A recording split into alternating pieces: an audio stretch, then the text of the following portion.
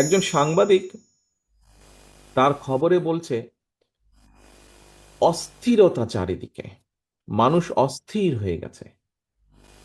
আপনাদের কি তাই মনে হয় চারিদিকে অস্থিরতা? আমি তো অনেক দূরে আছি, আপনারা তো দেশের মধ্যে আছে, চারিদিকে শুধু অস্থিরতা অস্থিরতা, এটা বলছে, ও চিৎকার করছে, ওইদিকে মব ক্রিয়েট করার চেষ্টা করে, কেউ ফায়দা লুটার চেষ্টা করছে। আপনাদের কি মনে হয় একটি অস্থিরতা চারিদিকে, মানুষের মনের মধ্যে অস্থিরতা? আচ্ছা, যদি তাহলে এটা শুধু নিউজের মধ্যে, তাই তো? আচ্ছা, তাহলে আমাদের মানুষের কাছে আমাদেরকে যেতে হবে। আপনারা রাজনীতিবিদ, রাজনীতিবিদ হিসাবে আপনারা মানুষের সাথে কথা বলেন, মানুষকে বোঝেন, মানুষের জানেন, মানুষের সমস্যার কথা বলেন। এখানে আমাদের এক বোন একটি সমস্যার কথা বলেছেন, ওনার কোনো একটি লাইসেন্স নিয়ে কাজ পান নেই। হ্যাঁ বোন, আপনার সাথে অবিচার হয়েছে, শুধু আপনার সাথে অবিচার হয়নি, স্বৈরাচারের সময় স্বৈরাচার ছাড়া ভিন্ন মতি যারাই ছিল প্রত্যেকের সাথে স্বৈরাচার অবিচার করেছে। কিন্তু আমরা যদি এখন তাদের মতনই বিহেভ শুরু করি, তাহলে তো তারা এবং আমরা এক হয়ে গেলাম। আমাদের কাছে মানুষ প্রত্যাশা করে ভিন্ন কিছু। মানুষ প্রত্যাশা করে আমরা সেভাবেই দেশ পরিচালনার সুযোগ ইনশাল্লাহ আমরা পেলে আমরা সেভাবেই দেশ পরিচালনা করব, যা মানুষের কাছে কাম্য, যা এই দেশের আইন বলে, আমরা সেভাবে দেশ পরিচালনা করব।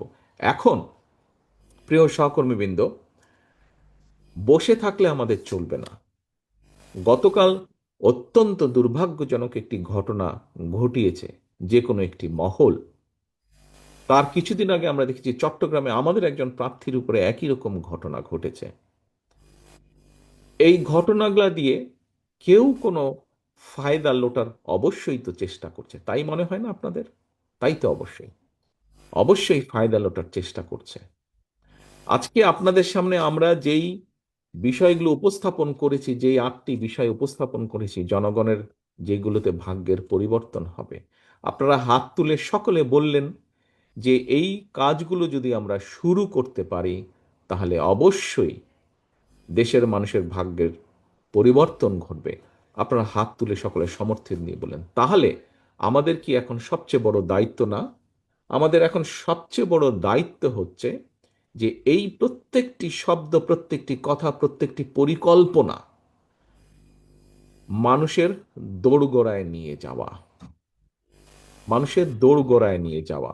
বিএনপির একজন কর্মী হিসাবে, বিএনপির একজন নেতা হিসাবে, বিএনপির একজন অ্যাক্টিভিস্ট হিসাবে দোরগোড়ায় নিয়ে যাওয়া।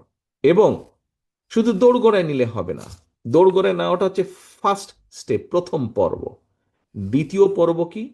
আপনি যদি রিয়েলি বিশ্বাস করে থাকেন, আমার ওই নেতা যেরকম বলেছে যে ফ্যামিলি কার্ড এবং কৃষক কার্ড এটি খুব পপুলারিটি পেয়েছে, এটি মানুষ গ্রহণ করেছে। মানুষ যখন গ্রহণ করেছে, তার মানে আমরা সঠিক কাজটি করেছি। তাহলে এই কাজের বাস্তবায়ন ঘটাতে হবে। তাহলে এই কাজের বাস্তবায়ন ঘটাতে হবে। বাস্তবায়ন কিভাবে ঘটানো সম্ভব? বাস্তবায়ন ঘটানো সম্ভব যে কোনো মূল্যে দেশে ইনশাল্লাহ নির্বাচন হতে হবে, এবং সেই নির্বাচনে আপনার পক্ষে রায় নিয়ে আসতে হবে জনগণের, জনগণের সমর্থন আপনার পক্ষে নিয়ে আসতে হবে।